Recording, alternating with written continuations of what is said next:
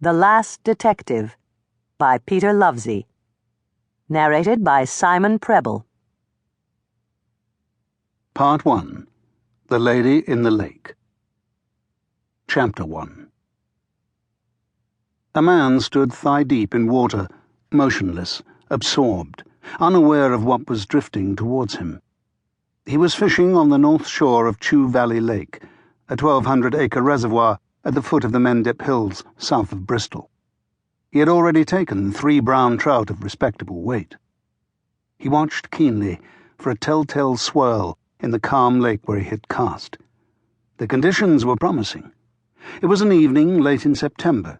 The sky was overcast, and the flies in their millions had just whirled above him in their spectacular sunset flight, soaring and swooping over the lake in a mass darker and more dense than the clouds, their droning as resonant as a train in the underground.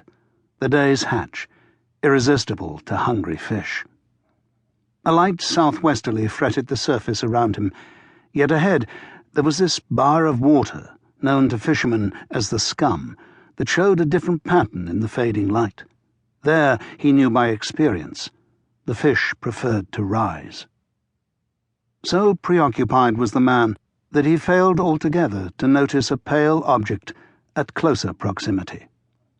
It drifted languidly in the current created by the wind, more than half submerged, with a slight rocking motion that fitfully produced a semblance of life. Finally, it touched him. A white hand slid against his thigh. A complete arm angled outwards as the body lodged against him, trapped at the armpit. It was a dead woman, face up and naked. The fisherman glanced down.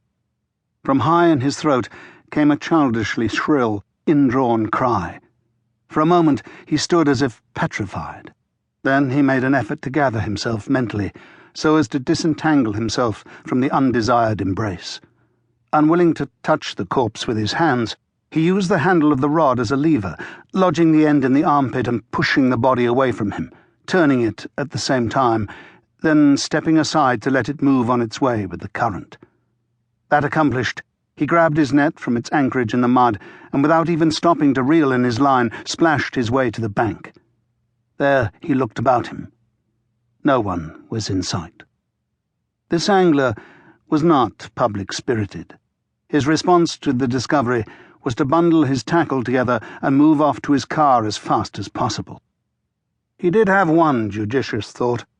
Before leaving, he opened the bag containing his catch and threw the 3 trout back into the water.